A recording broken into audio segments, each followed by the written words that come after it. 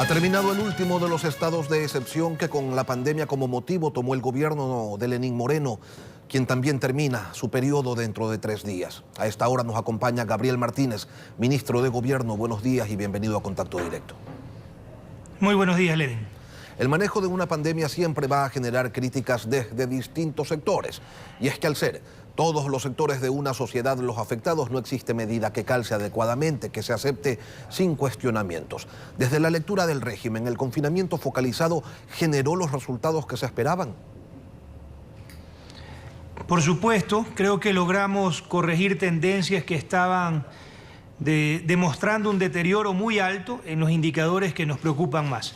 El uno, la tasa de contagio, la velocidad de la tasa de contagio que se ha logrado reducir, la tasa de positividad.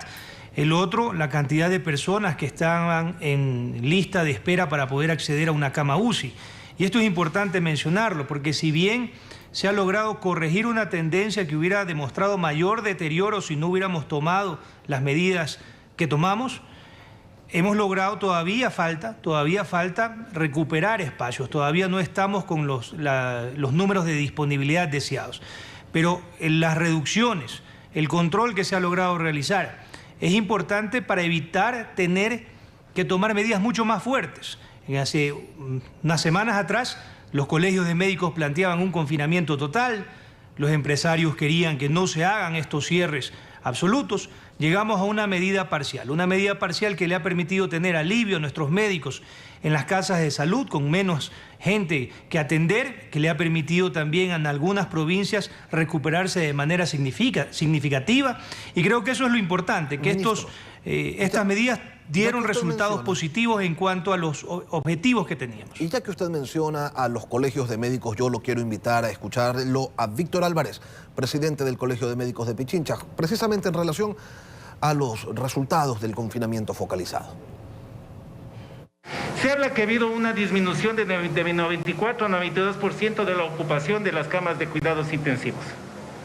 Yo pregunto, ¿dónde están esas camas? Si tenemos camas libres, ¿por qué tenemos una lista de espera? ¿No existió una disminución de casos? No.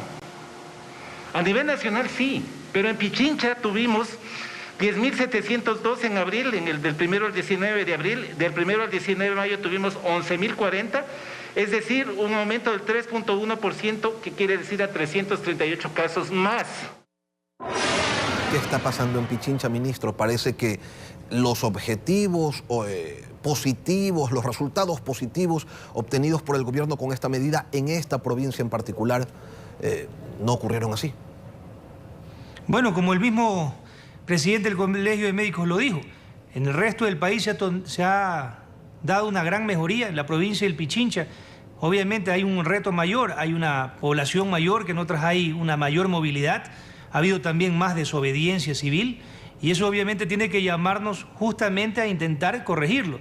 Los números de inoculación en la ciudad de Quito son importantes, pero tenemos que entender de que la pandemia no ha terminado, que estas medidas son medidas paliativas, que las únicas medidas definitivas son o un confinamiento total, que es imposible económicamente, o el tener a toda la población vacunada, o un porcentaje importante, que es lo que se está realizando de manera progresiva y que obviamente le queda un pendiente también al gobierno, a pesar de que llevamos 1.700.000 inoculaciones, dosis aplicadas. Esto obviamente todavía falta un trecho largo, pero debemos de entenderlo, de que esta situación no se va a acabar con medidas particulares. Tenemos que aprender como ciudadanos a cuidarnos, y esa va a ser la mayor solución. De lo contrario, ni la economía ni la salud van a lograr compaginar siempre al 100%, porque obviamente lo uno demanda una medida restrictiva y lo otro necesita, por obviamente los ingresos que deben generar las personas, tener libertad, tener posibilidad de circular. Tenemos que cuidarnos como ciudadanos, que esa va a ser realmente la mejor medida. Pero logramos con este confinamiento, y eso es completamente claro, superar un problema que teníamos, y en lugar de tener 800 personas o 1.000 personas esperando una cama UCI, tenemos 300, 350, que no es el objetivo aún, pero que es una mejoría, una situación preferible al escenario terrorífico que hubiéramos tenido si no las hubiéramos tomado. Confinamientos totales como los que arrancan hoy en Argentina por 9 días. Usted habla de la solución es cuidarnos, sí, pero la solución también es vacunar. Y desde hace días no llegan nuevos lotes al país. Se dice que para el sábado estarían 200.000 dosis arribando. Pero ¿qué pasa, ministro, que no llega un número más importante de vacunas? 200.000 es nada. 200.000 esta semana de AstraZeneca, 700.000 están llegando de Sinovac la próxima semana ya al gobierno entrante. Y esto se busca, obviamente, la mayor cantidad de proveedores que puedan entregarnos las vacunas. Definitivamente no ha habido seriedad por parte de los laboratorios en cuanto al cumplimiento de los cronogramas. Son contratos básicamente de adhesión en los cuales el gobierno, para poder acceder a estas vacunas, ha tenido que adherirse a condiciones que en otras circunstancias no serían aceptables, pero para poder obtenerlas se tuvo que acoger algunas de estas circunstancias. Por eso lo importante que va llegando, se ha mejorado considerablemente, se dejan clústeres importantes de la sociedad vacunados como lo son la Policía Nacional. Se espera completar todo el personal, 53.000 efectivos vacunados en primera dosis, profesores, se deja cuerpo médico, se dejan militares. Entonces se ha logrado también con clústeres específicos y se ha logrado con más de 1 millón de adultos mayores que son la población más vulnerable. Ministro. Entonces, sí han existido logros en cuanto a vacunación, que obviamente queda pendiente, por supuesto, pero hay que entender de que esta vacunación le permite a las personas que están en más riesgo por su actividad o por su condición sanitaria o con su condición social, tener una seguridad de poder hacer sus actividades mientras no se resuelve toda la pandemia del todo. ¿Cuáles son esas condiciones en otras circunstancias inaceptables, ministro? Y no me diga sobre el valor de las vacunas, y la semana anterior ya el ministro de Salud dio a conocer cuánto cuesta cada vacuna. Entonces, ¿cuáles son esas condiciones inaceptables? Los plazos de entrega en cualquier contrato son fijos, son plazos de entrega y fechas de entrega determinadas que tienen que ser cumplidas o sujetarse a una penalidad. Entonces, mientras vemos que hemos firmado contratos, que se han entregado anticipos, pero que lamentablemente el producto, el insumo no llega, esto es un claro incumplimiento de contrato. Esto es claro que no ha habido una seriedad o una formalidad por parte de muchos de los laboratorios para poder cumplir. Sin embargo, tenemos que mantener una relación, porque aquí lo importante es vacunar a las personas, vacunar a nuestros ciudadanos, pero que en condiciones normales cualquier empresa privada sabe que una fecha de entrega es un compromiso que tiene que cumplirse, y si no, esto acarrea penalidades principalmente económicas. Ministro, estamos a 72 horas para que el presidente Moreno entregue el poder, un poder con problemas económicos, sanitarios y sociales, un poder que puede poco. De hecho, se ha reconocido que no hay mesa servida, pero, ministro, ¿están dejando un país viable? Por ejemplo, ¿están dejando pagados los sueldos del mes de mayo? O, si no es así, ¿están dejando plata en la caja para que el próximo gobierno lo pueda cancelar dentro de 6 días? Nosotros vamos a dejar pagados los sueldos el día de hoy. El gobierno nacional ha procurado dejarle una mejor situación de la que nosotros recibimos, y eso es evidente, por ejemplo, en la renegociación de la deuda, en los flujos que hay que pagar, en las condiciones de esta deuda, que obviamente, en lugar de irnos hacia los organismos tradicionales que tenía el gobierno anterior, o los mecanismos que tenía el gobierno anterior, hemos ido hacia los multilaterales con condiciones mucho más convenientes con el país. Vamos dejando la eliminación de un subsidio que ha sido nefasto para las arcas fiscales, y nefasto me refiero porque consume más de $1.000 millones al año, $1.000 millones que los necesitamos para poder construir hospitales, para poder pagar sueldos, para poder comprar medicinas. Mientras tanto, estábamos subsidiando un combustible fósil contaminante, y que obviamente ha traído progreso básicamente a las personas que se han dedicado a contrabandear este combustible. Vamos dejando cerradas un montón de empresas públicas que eran un dren permanente de recursos para el sector fiscal, y vamos dejando mucho más organizadas las cosas en un proceso transparente absolutamente de transición, para que se conozca y se entienda la situación en la que se entrega el país. Vamos entregando un país que ha recibido nuevamente inversión extranjera en el área de infraestructura vial a través de concesiones, cosa que no se había dado en 20 años, en puertos, en aeropuertos. Entonces tenemos que ver que dejamos un país mucho mejor del que recibimos, pero obviamente con grandes circunstancias cuando usted entiende y pone en contexto algo que parece a veces olvidarse, es que tuvimos un año 2020 marcado por una pandemia terrible que tuvo una consecuencia económica desastrosa, un déficit mucho menor del que se planteaba dejar y obviamente bastantes situaciones que se han logrado corregir y otras que obviamente tendrá que corregir el gobierno entrante. Están dejando también miles de millones de dólares en deudas y no me refiero a los organismos multilaterales, a la deuda externa, que sin duda es mucho más alta que la que recibieron, sino a los gobiernos autónomos descentralizados, ministro. Y también, usted habla de la eliminación del subsidio, pero queda una bomba de tiempo con los transportistas que reclaman por el incremento del precio del diésel. El decreto que lleva la firma del presidente Moreno señala que se iban a establecer medidas de compensación, al final no se compensó nada. ¿Por qué?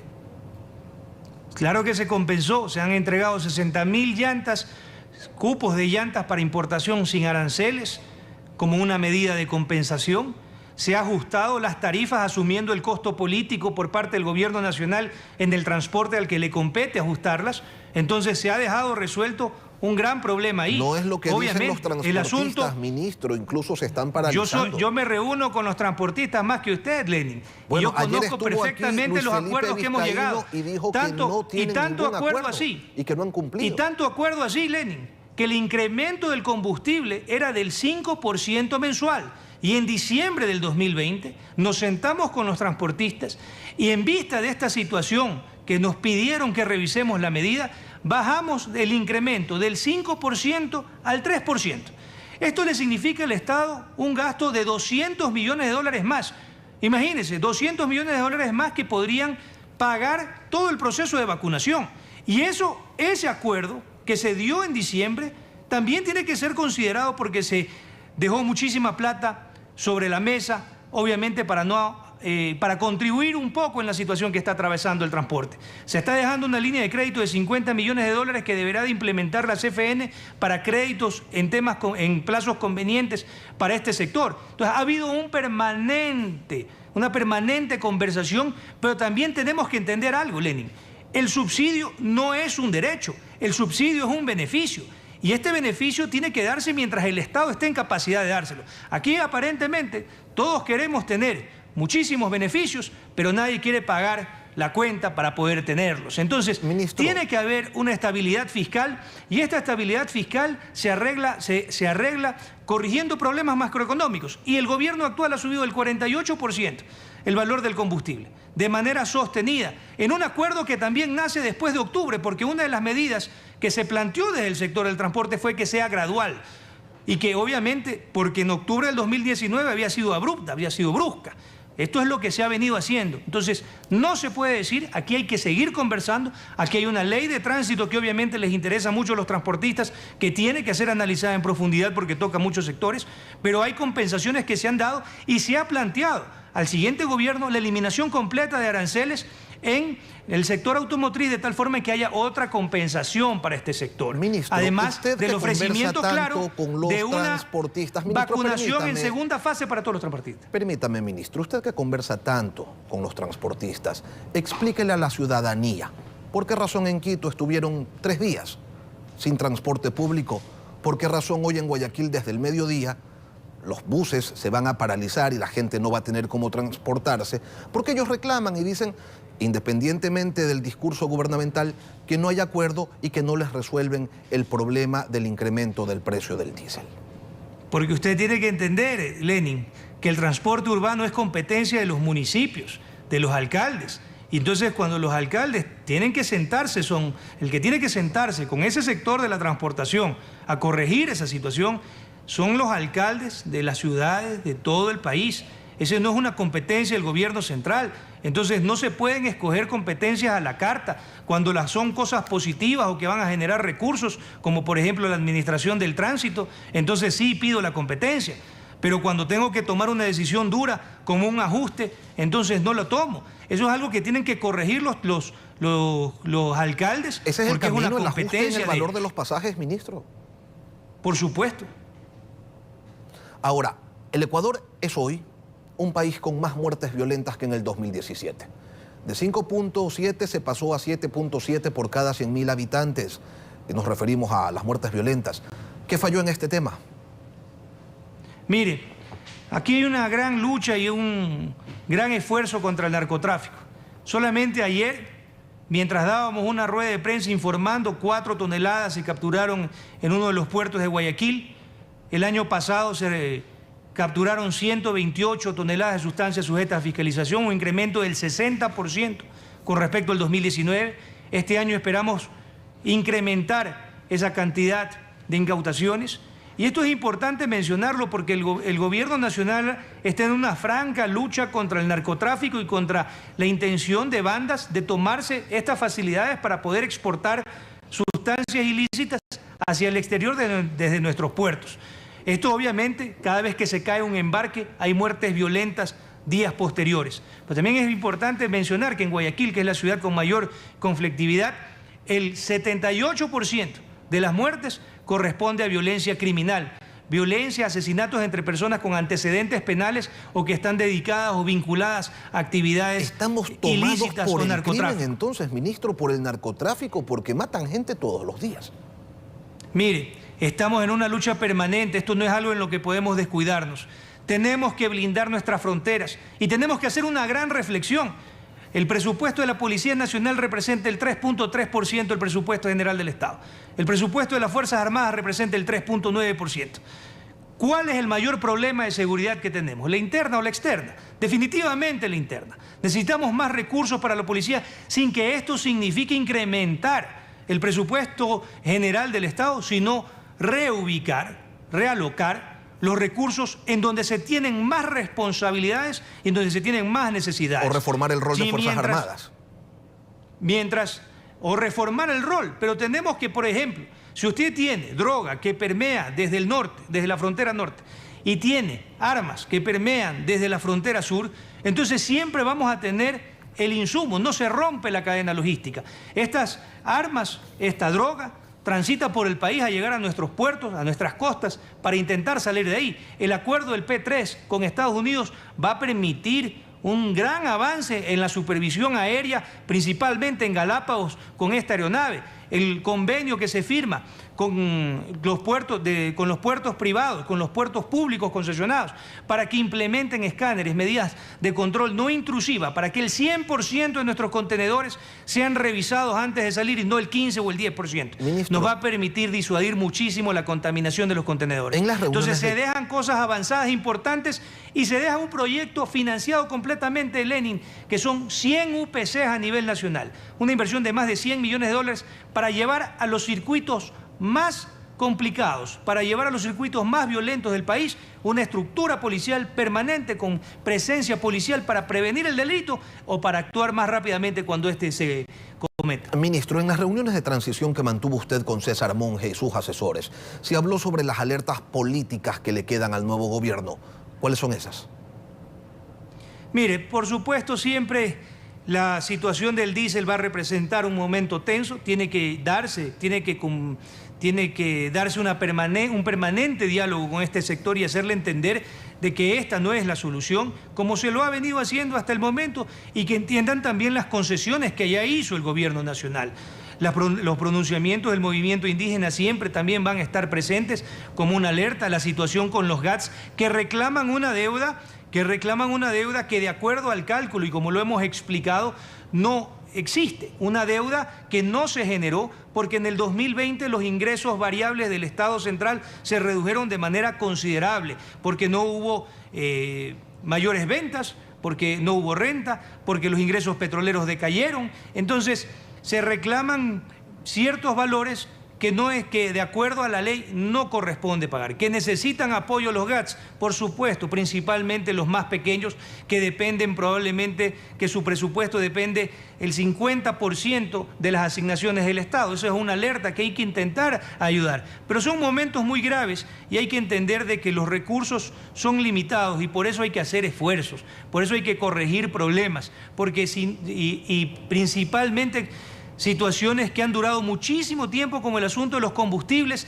y que no han significado un progreso para el país cuando uno comienza a analizarlo detalladamente. Entonces son alertas que les hemos dejado, hemos avanzado sobre la información que nos han pedido y de esta manera esperamos que ellos puedan continuar con un proceso de conversación y diálogo con todos los sectores de igual manera que nosotros lo hemos hecho. Gabriel Martínez, ministro de Gobierno, gracias por acompañarnos hoy aquí en Contacto Directo.